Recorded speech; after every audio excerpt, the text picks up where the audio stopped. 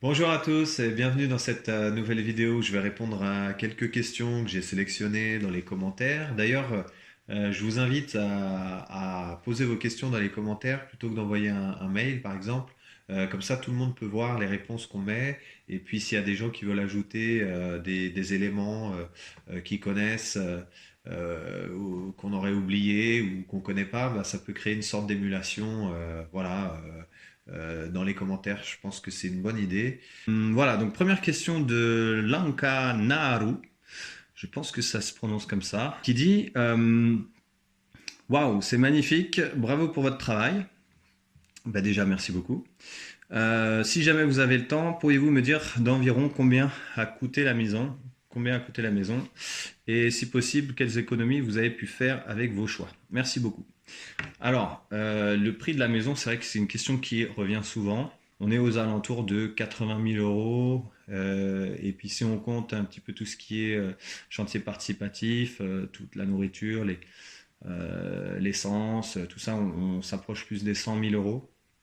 On va faire quand même, je mets une réserve sur ce que je dis là, parce que là on est dans un truc qui est environ. Il y a plein de factures qui ont pris l'eau quand on était sur le chantier, parce qu'on était dans une tente et tout ça. Bon voilà. On avait essayé de faire attention, mais bon. On va essayer de faire un peu de la spéléo pour faire vraiment une vidéo au détail. Et donc, et si possible, quelles économies vous avez pu faire avec vos choix? En gros, sur les cloisons, les menuiseries aussi, qu'on a fait nous-mêmes. Voilà, on n'avait pas besoin d'avoir des trucs. Bon, on a fait du bon travail, mais on n'est pas menuisier, donc bon, voilà. On vous montrera un petit peu tout ce qu'on a fait. Voilà, les économies, déjà, euh, dans quel sens on prend, si on parle que d'économies financières ou d'économies de temps, d'économies d'énergie, de plein de choses. Voilà, donc il y a vraiment ce ratio temps-argent qui nous est apparu clairement pendant la construction. C'est que ben, plus on va mettre d'argent, plus ça va aller vite, et moins on va mettre d'argent, plus ça va mettre de temps. En fait, on n'a pas fait le choix de l'économie, surtout il y a des choses qu'on a au niveau des matériaux. On aurait pu, si on avait mis du polystyrène partout, par exemple, ça nous aurait coûté beaucoup moins cher. On a mis du chanvre, bon après on l'a mis en vrac. Euh, Ça demande quand même du temps, plus de temps à délier, et puis après on l'a mis à la main. Donc voilà, les économies qu'on fait d'un côté, ben on les repère de l'autre. Voilà. Donc c'est une réflexion savante à faire autour de tout ça. Après, il y a Corto qui demande quelle isolation on a utilisé pour le toit et quel VMC pour extraire l'air humide de la maison. Donc l'isolation, donc du coup j'en ai déjà parlé, c'est du chanvre en vrac qu'on a donc délié, et on en a mis 30 centimètres sur toute la surface du toit. Et donc on arrive à un R de un peu moins de 8, je crois. Euh, et puis voilà, on a fait le choix du chanvre parce qu'il y a une régulation de l'humidité qui se fait aussi, qui est intéressante. Voilà, on a essayé de choisir des matériaux qui étaient le plus perspirant possible. Perspirant, c'est au niveau de l'eau, en fait, que ça puisse absorber et réguler le plus possible l'humidité. Donc, au niveau des murs, je réponds plus largement parce qu'on n'a pas de VMC, on n'a pas de ventilation mécanique contrôlée. On a les puits canadiens qui ventilent de façon naturelle quand on ouvre, et on n'a pas mis de VMC. Mais les murs, c'est de la terre paille, donc ça régule très bien l'humidité. Donc l'isolation en chanvre régule l'humidité. On n'a pas de, on n'a vraiment pas beaucoup de béton dans ce Earthship. On n'a pas de dalle en béton. C'est de la chaux, le sol dans la serre. Voilà. Donc on a une bonne régulation de l'humidité. Après, évidemment, il faut ventiler quand même. Et chauffer aussi un petit peu les jours où il y a pas beaucoup de soleil pendant longtemps, on a quand même un petit poêle dans le salon. Mais voilà, ça chauffe très vite. Donc voilà, j'ai répondu un peu plus largement, mais ça peut répondre à d'autres questionnements. Alors, prochaine question, Jastongus 777 qui dit top. Comment avez-vous appris à construire? Auriez-vous des conseils pour de parfaits novices? Merci. Eh ben, j'ai appris à construire, moi, avec mon père, un petit peu. On a fait pas mal de chantiers. Et du coup, bah, c'est en rénovant, surtout une maison, quand j'avais 13 14 ans. Voilà, on a fait plein de choses ensemble, avec toute la famille. Du coup, ça me faisait pas trop peur. Euh, voilà, de me lancer là-dedans, même euh, j'en reparlerai, mais c'est un petit peu l'état d'esprit qu'on a choisi d'adopter avec Cécile, c'est de se dire bon bah tout se fait, tout s'apprend, donc allons-y quoi. Voilà. Des conseils pour de parfaits novices. Eh bien oui, j'ai un conseil, de faire des chantiers participatifs. Voilà, je reviens toujours avec les chantiers participatifs, mais je pense que d'une, vous allez aider des gens à construire leur maison. De deux, vous allez faire plein de rencontres. Donc faire du réseau, enfin faire du réseau dans le sens où il y a des gens qui vont vous conseiller plein de choses, qui vont dire ah tiens je connais quelqu'un qui fait ça dans cette région, nanana, parce que c'est des gens de partout en France. Et de trois, vous allez apprendre à mettre la main à la pâte pour construire après votre propre maison. Voilà. Et donc dans comment avez-vous appris à construire, ben, moi j'ai aussi appris sur des chantiers participatifs, pas mal. Voilà. Donc, en gros, ouais, chantier participatif. À fond. Je fais une petite pause dans la vidéo pour vous inviter à vous abonner à la chaîne. Comme ça permet à la chaîne d'avoir plus de rayonnement. Et puis, ça vous permet à vous de pouvoir retrouver pour les prochaines vidéos. Voilà, si vous avez envie de nous suivre. J'ai envie aussi de faire des petits moments donc au milieu des vidéos pour parler d'autres chaînes et pour vous inviter aussi à les découvrir et aller à vous abonner aussi. Et à condition que ce soit des chaînes qui soient aussi dans le même état d'esprit, de vouloir connecter ensemble et créer quelque chose d'inspirant pour l'avenir. Donc là, je vous invite à aller voir la chaîne de donc autonomistes de Luc et Magali qui sont en train de construire leur Earthship en ce moment.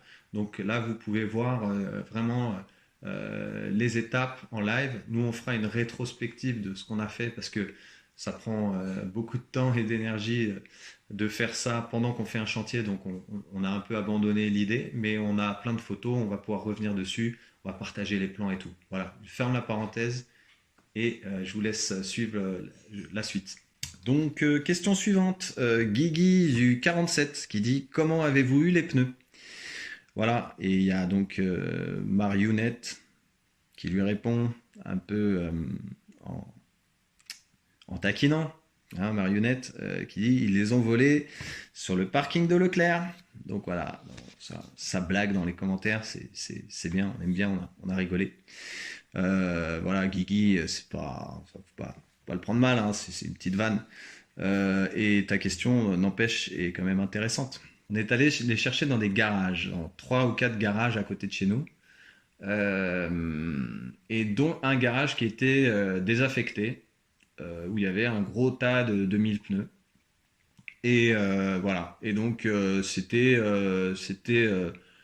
fun la première fois, et puis après c'était chiant. C'était très chiant les fois d'après. Il y a un moment où on en avait marre. Et le comble dans tout ça, le comble, c'est que les 900 pneus, eh ben, on a tout récupéré, on avait tous les pneus, et là, il y a un mec qui nous appelle de Aliapur, qui nous appelle ou qui nous contacte pour dire j'ai des pneus à vous récupérer, je peux vous les livrer, tout ça. On a dit bah, t'es gentil, mais fallait nous contacter il y a 2 mois, parce que là, ça sert à rien, en fait, maintenant, on n'a plus besoin. Donc maintenant, vous savez. D'ailleurs, les autres, je pense que Cindy, Ghislain, Fred et Sabrina, faudra leur demander, mais Je pense qu'ils sont passés par là, Magali et Luc aussi. Donc voilà, je pense que c'est un bon truc à faire. Nous, on était contents de dépolluer ce garage désaffecté et le mec du garage désaffecté était bien content aussi. Voilà. Donc, bon, bah, c'était notre aventure, hein. C'était intéressant de la vivre aussi. On, on se serait pas pris des éclaboussures avec l'eau qui accroupit dans les pneus, l'eau verte avec la goutte que tu te prends dans le coin de l'œil et que tu as l'impression qu'il y a un champignon qui va te pousser dans le coin de l'œil si tu te désinfectes pas très vite. On n'aurait pas vécu ça. Et ça, c'est une expérience, je veux dire, je ne serais pas en train de vous la raconter. Voilà. Donc voilà, c'est ça au niveau des pneus. Voilà, les pneus, on en reparlera dans une autre vidéo. Parce que ça suscite beaucoup de questions, beaucoup de craintes, beaucoup de... J'ai pris le ton Jean-Pierre Pernaut. Beaucoup de questions, beaucoup de craintes, beaucoup de... Euh, horrible. Donc une autre question de G Pilote 1 qui dit bravo, belle maison, j'ai une question concernant les fenêtres, vous les avez achetées ou récup? Vivement la visite complète. Donc nous, on les a achetées, on a fait de la récup de vitres, mais on n'a pas réussi à les placer par rapport. On a essayé de faire des choses pour les réutiliser, mais c'est quand même assez compliqué, surtout pour la verrière de façade, où il faut vraiment, là, il faut vraiment les mêmes dimensions, au moins de la hauteur, parce qu'après, la largeur, ça pourrait s'ajuster encore. Voilà, mais pour les menuiseries, il faut que ça soit, voilà, pour la conception même de la verrière, c'est compliqué.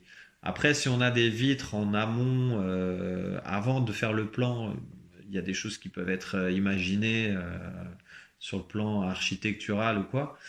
Mais voilà, après, la récupération au niveau à l'intérieur, à mon avis, me semble plus facile, plus possible. Voilà. Oui, et puis pour la visite, ben, on va la faire bientôt. On va attendre un peu les beaux jours. Et puis bon, il y a encore des petites finitions. On a besoin de ranger encore. Il y a des petits trucs de chantier qui traînent partout. Mais on va vous faire une visite complète de la maison. Alors, question suivante de Naïma Namasté. Alors, très contente de vous revoir. Justement, je me demandais si vous aviez définitivement arrêté ou pas. Eh ben non. On s'est demandé à un moment aussi, mais non, non, en fait, non, on va aller au bout de tout ce qu'on peut, partager. Voilà, c'est juste que des fois, ça va peut-être mettre un peu plus de temps. Donc voilà, on se met plus la pression en question timing, mais on va faire de notre mieux. Voilà. Donc ça, c'était pas une question, c'est juste une petite parenthèse hein, que je glisse comme ça. Donc donc Naïma elle dit, moi j'aimerais savoir les étapes surtout pour la construction d'un workshop, mais je parle du côté administratif. Donc voilà en gros pour les étapes administratives, je pense que de toute façon, le mieux je pense c'est de rentrer en contact en amont avec les différentes personnes, donc la mairie, l'urbanisme, bon, bah, l'architecte des bâtiments de France, si vous avez besoin de le faire. Et ensuite, eh ben, bien présenter le projet, voilà, dire ce que vous voulez faire et demander comment c'est possible de le faire dans cet endroit-là. Et c'est vrai, euh, comme tu dis que a priori il y a de plus en plus de worship, donc je me dis que c'est possible. Et ben oui, plus il va y avoir de worship, plus il va y avoir d'exemples concrets sur lesquels vous pourrez vous appuyer en disant bah oui, mais là-bas, par exemple, ils étaient dans un site inscrit et puis bah, ils ont été autorisés. Donc voilà, ça fait, euh, je pense que ça fait des arguments qui iront dans votre sens, quoi. Voilà. Donc oui, c'est possible, évidemment. C'est quelque chose qui est important de rappeler. En fait, on donne l'occasion à des gens de participer à quelque chose qui a du sens. Et ça, c'est fort. Ça parle, ça touche. Et en fait, on est dans une époque où on cherche du sens. Et quand on amène du sens et qu'on donne la possibilité à quelqu'un qui ne sait pas quoi faire, qui aimerait contribuer, mais qui ne sait pas comment, eh ben, elle le fera. Mais je vous dis, hein, à l'urbanisme, notre dossier il est passé en haut de la pile. On était en contact avec la personne directement qui s'occupait.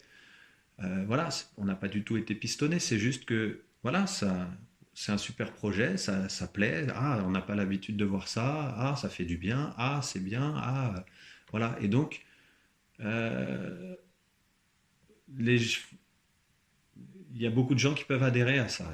Et bien que ce soit dans des institutions, voilà, c'est des êtres humains avant tout. On est des êtres humains avant tout. Avant notre rôle dans la société, on est des êtres humains. Donc voilà, c'est un peu tout ce que je pouvais dire là-dessus. On a souvent peur de faire les mauvais choix et regretter ensuite. Ça, c'est vrai. Ça, c'est des peurs, mais ça c'est, je pense que c'est tout le monde. Euh, Est-ce qu'on peut faire des mauvais choix? Ça, c'est une question. Qu'est-ce que ça veut dire? Est-ce que les mauvais choix qu'on fait peuvent pas nous apporter des choses qu'on doit vivre et qui nous apprennent des choses? Voilà. Est-ce qu'on considère ça comme un échec? Voilà, c'est toujours, je philosophe pas mal, mais je pense que ça part de là, en fait. Ça part de là. Ça part de ce qu'on croit être possible ou pas possible, ou être un échec ou un succès. Voilà, sans prétendre donner des leçons à qui que ce soit, je vais juste partager, je partage juste un petit peu les pensées qui me traversent et qui ont fait que ben, je pense que il y a des choses qui nous ont aidés, il y a des choses qui nous ont pas aidés. C'est vrai que on a eu très peur. Nous, il y a des moments, on s'est dit mais qu'est-ce qu'on fait là? Qu'est-ce qu'on est en train de faire? Voilà, c'est des peurs. C'est normal. Ça fait partie du chemin. Mais je pense qu'il y a une certaine voilà, quand on sait que on se dit que c'est bien ce qu'on fait, c'est pour la bonne cause, et ben, nous on s'est senti vraiment accompagnés, voilà, et soutenus surtout, soutenus. Voilà, donc ça met beaucoup de choses en question, sur tous les plans en fait. C'est pour ça que en fait cette chaîne c'est Earthship, et Earthship inspiré. J'en parlerai un peu plus dans d'autres vidéos, mais il y a le côté inspiré en fait. Earthship inspiré, ça vient du fait que Earthship s'est déposé. Et donc, on n'a pas le droit de s'appeler Earthship, il faut qu'on s'appelle Earthship inspiré. Enfin, c'est le nom qui a été donné. Et en fait, je trouve que c'est génial euh, d'être un Earthship inspiré parce qu'il y a quelque chose d'inspirant aussi. Et donc, cette partie d'inspiration me paraît primordiale en fait dans ce que je veux et dans ce qu'on veut vous communiquer avec Cécile. C'est ce qui va inspirer, c'est une petite flamme qui va naître et qui va faire de mais oui, mais non, mais carrément, mais moi aussi je peux le faire, mais à fond. Comment on fait? Voilà, c'est un peu ce qui nous est arrivé et c'est ce que on souhaite qu'il arrive finalement au plus de monde possible, que ce soit dans le worship ou n'importe quel autre domaine de la vie. Donc voilà, c'était le petit mot de la fin. Ah oui, pour la prochaine vidéo, je vais faire une vidéo qui m'aurait vraiment bien servi, que j'aurais vraiment bien aimé avoir pendant que je faisais ce chantier avec Cécile. C'est une vidéo sur tout l'aspect eau chaude sanitaire. Donc tout le ballon, le panneau solaire qui chauffe l'eau avec le chauffe-bain, voilà. Donc tout ce qui est partie eau chaude, voilà. Toute la technique et comment vous pourrez le faire vous-même. Voilà, ça peut intéresser plein de monde, je pense pas que des gens qui font des workshops. Voilà, à la prochaine. Salut!